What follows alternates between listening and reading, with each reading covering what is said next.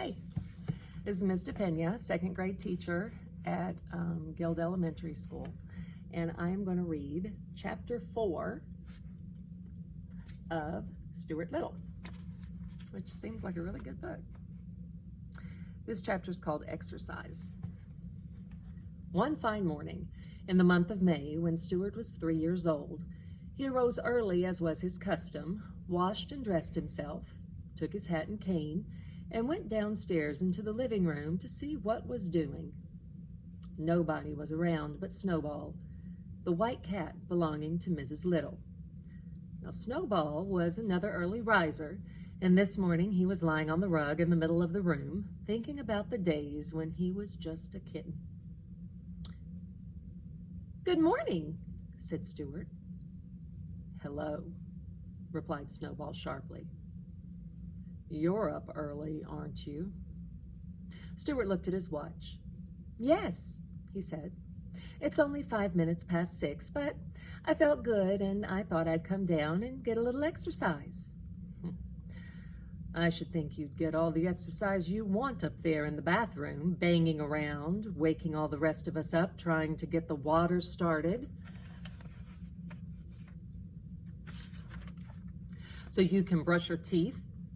Your teeth aren't really big enough to brush anyway. Want to see a good set?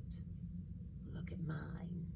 And Snowball opened his mouth and showed 2 rows of gleaming white teeth, sharp as needles. "Very nice," said Stuart, "but mine are all right, too, even though they're small. And as for exercise, well, I take all I can get. I bet my stomach muscles are firmer than yours."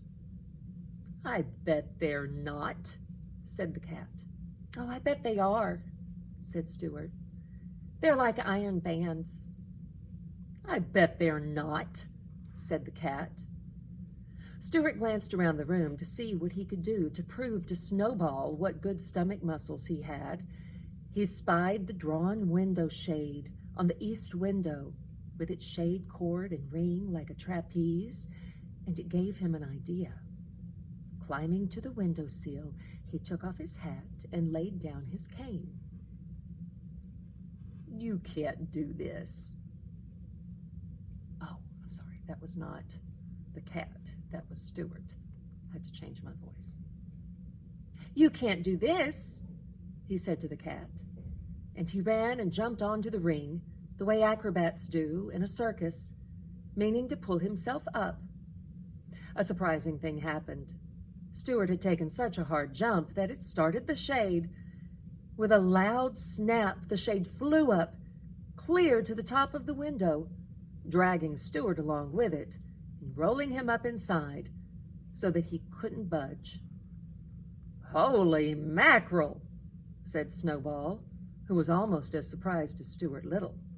"Well, I guess that'll teach him to show off his muscles." "Help! Let me out!" cried Stuart, who was frightened and bruised inside the rolled-up shade, and who could hardly breathe, but his voice was so weak that nobody heard. And Snowball just chuckled. He was not fond of Stuart, and it didn't bother him at all that Stuart was all wrapped up in a window shade, crying and hurt and unable to get out.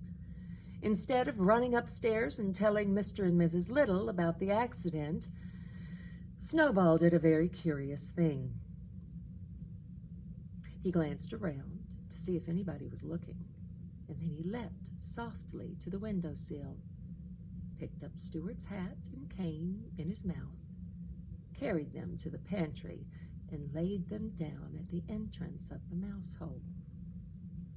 When Mrs. Little came down later and found them there, she gave a shrill scream, which brought everybody on the run.